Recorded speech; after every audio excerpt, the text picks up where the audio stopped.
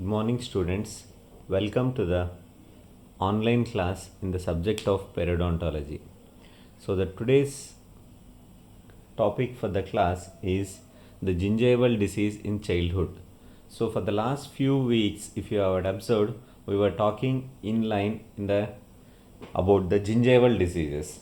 So, first you might had a class on gingivitis, that is the gingival inflammation, then the stages of gingivitis, then the clinical features of gingivitis, and then the acute gingival infections, and then probably you might have had the gingival enlargement, etc., and all in the previous classes.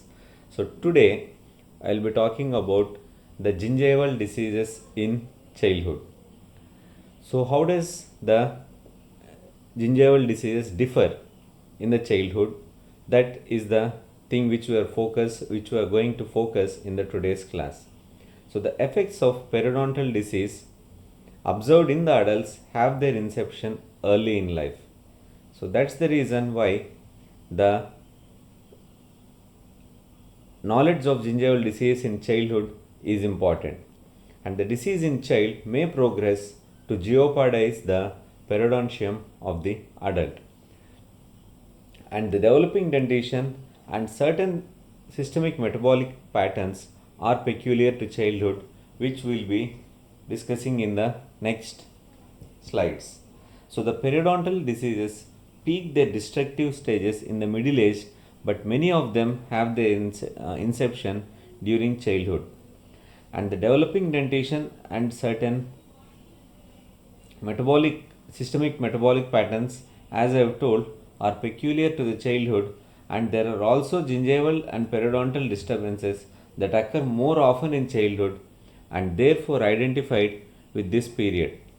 Consequently, some degree of coherence is provided by considering gingival and periodontal problems in childhood and in adolescence separately.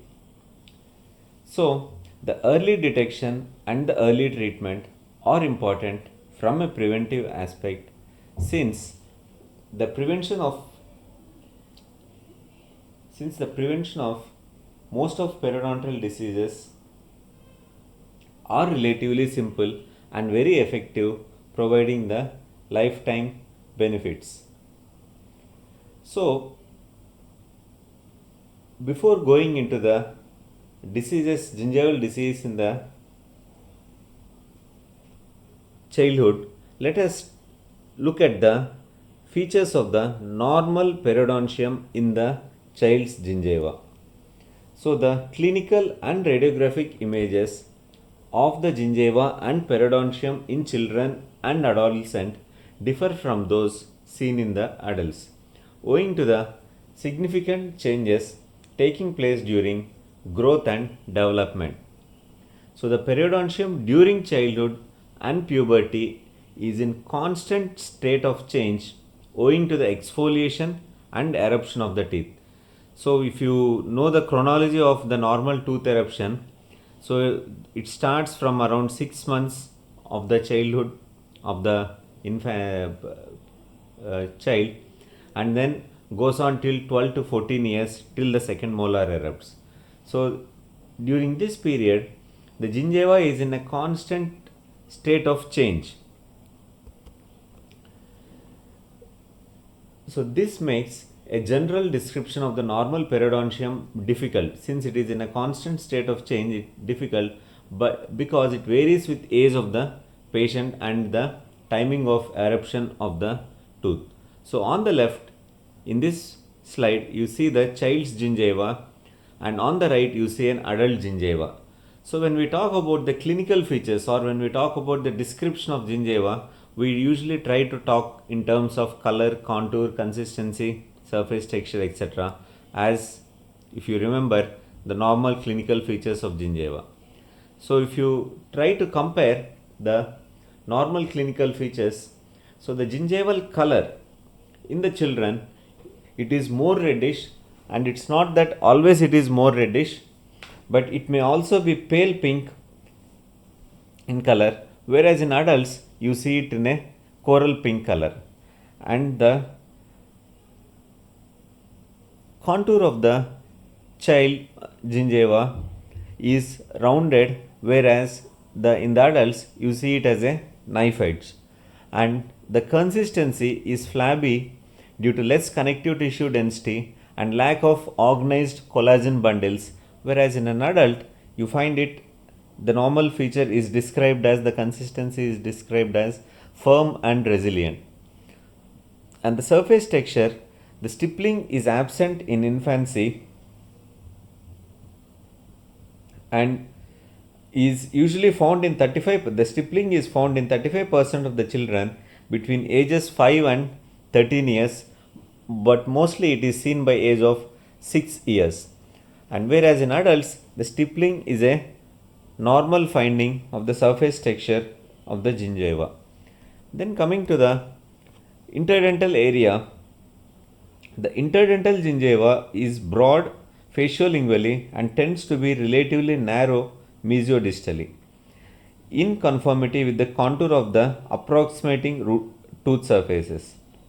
Its structure is comparable to that of adult in that it consists of facial papilla and a lingual papilla with an intervening depression or coal.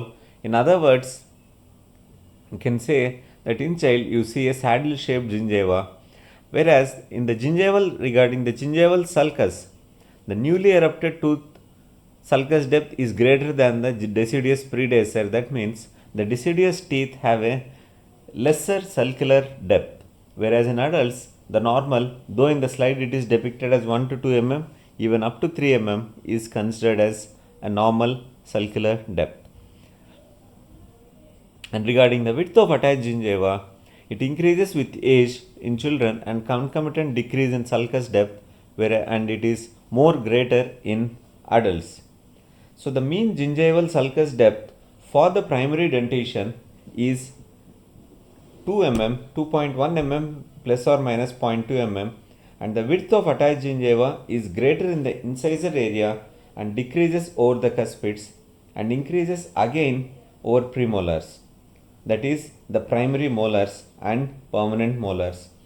The attached gingiva increases in width with the age. So coming to the microscopic features of the child's gingiva. So microscopically, the stratified squamous epithelium of the gingiva presents well differentiated retipex with a parakeratinized or keratinized surface, the latter correlated with the stippling. So if there is a keratinized surface, it is correlated with stippling. If it is a parakeratinized, you don't see the stippling. The connective tissue is predominantly fibrillar, but the well differentiated collagen bundles seen in the adult are not present in childhood. That's the reason why I have told in the previous slide the consistency is flabby in the child. The epithelium covering the caul is a few cells thick and non-keratinized, and the periodontal ligament of the deciduous tooth is wider than that of permanent dentition. During eruption, the principal fibers are parallel to the long axis of the tooth, and the bundle arrangement seen in the adult dentition occurs when the teeth encounter their functional antagonists. So this is about the microscopic features of the child's gingiva, and radiographically the alveolar bone in relation to the deciduous dentition shows a prominent lamina dura both in the crypt stage, that is before eruption, and during eruption. The trabeculae of the alveolar bone are fewer but thicker than in the adult, and the marrow spaces tend to be larger, and the crest of interdental septa are flat. So this is about the radiographic features seen in a child's radiograph regarding the bone, the amount regarding the alveolar bone. So coming to the types of gingival diseases. So before talking about the gingival diseases, let us look at the normal physiological gingival changes associated with the tooth eruption. So during the transition period in the development of dentition, changes associated with the eruption of the permanent teeth occur in the gingiva. So it is important to recognize these physiologic changes and to differentiate from the gingival disease that often accompanies tooth eruption. So let us look at the normal physiological changes that occur with the tooth eruption. So the first thing you should know is, or you should remember, is something called as pre-eruption bulge. So before the crown appears in the oral cavity, the gingiva presents a bulge that is firm, maybe slightly blanched, and conforms to the contour of the underlying crown. So this you should be able to identify and differentiate it from the patients usually often comes to the clinic with a complaint of swelling.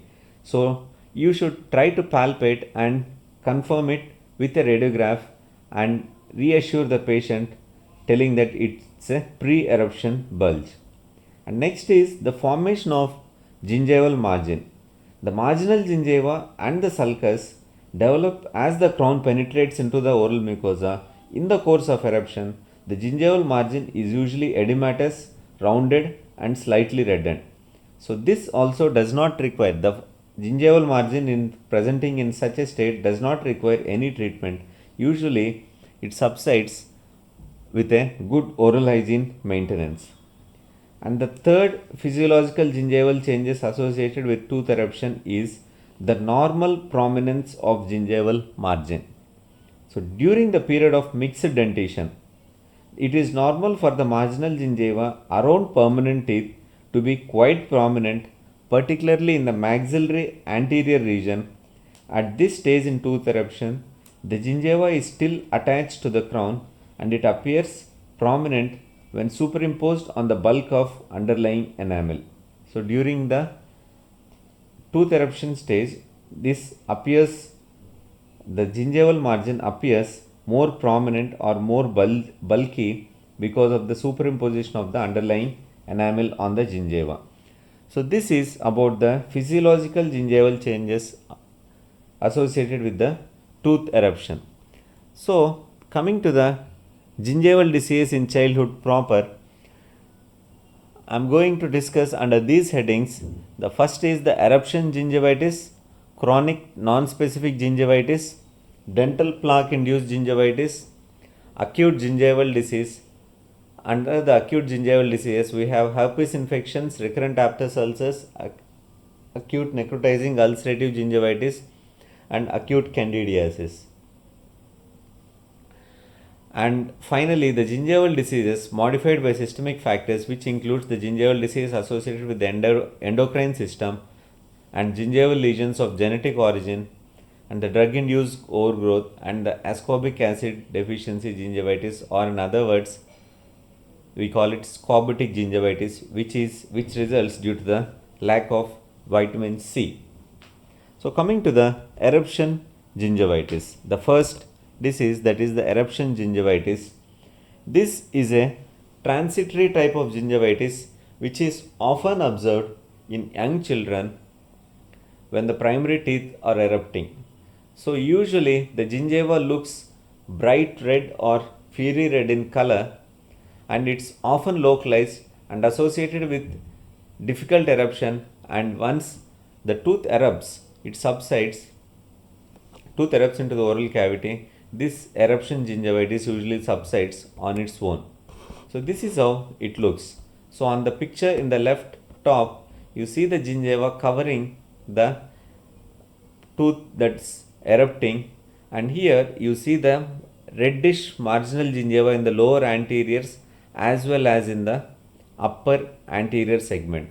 So this is what we term it as the eruption gingivitis. So the greatest increase in the incidence of gingivitis in children is often seen in the 6 to 7 year age group when the permanent teeth begin to erupt.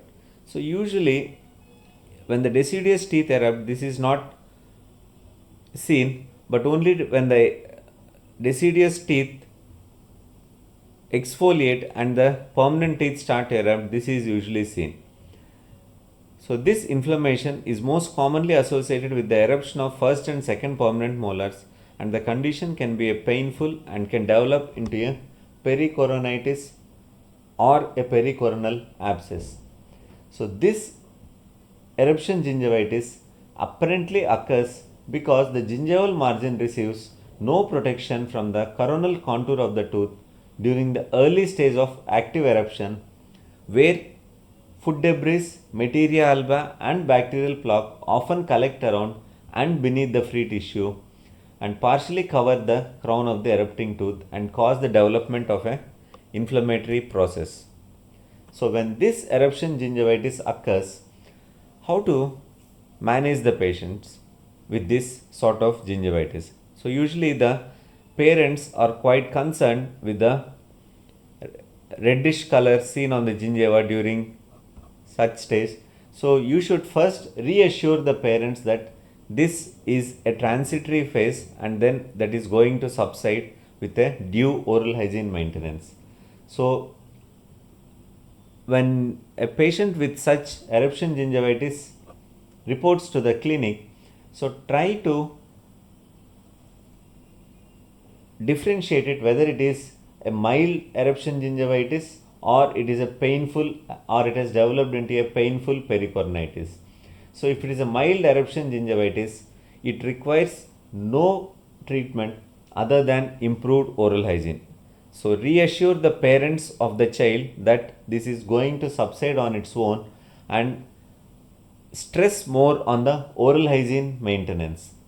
And if there is pericoronitis which is accompanied by swelling and lymph node involvement, that should be treated with an antibiotic therapy. That means if the eruption gingivitis is without any swelling of gingiva and without any pericoronitis, you can assure the patient and stress on oral hygiene and patient can be disposed of.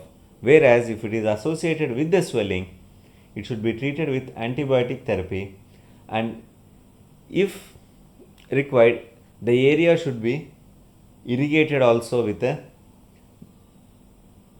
any saline or with any the antiseptic solution such as chlorhexidine, and the patient can be prescribed with the oral rinses, and the patient is advised to use the oral rinses so that the oral hygiene can be improved. So this is regarding the treatment of the eruption gingivitis. So with this I conclude my class for today, and in the next session I will be talking about the various types of gingival diseases which I have discussed, that is which I have put in my previous slides, one of the previous slide, that is the chronic non-specific gingivitis and chronic marginal gingivitis which results as due to the accumulation of plaque, and also about the acute gingival diseases and gingival diseases modified by systemic diseases. So with this I end my class for today. So bye bye, stay home, stay safe.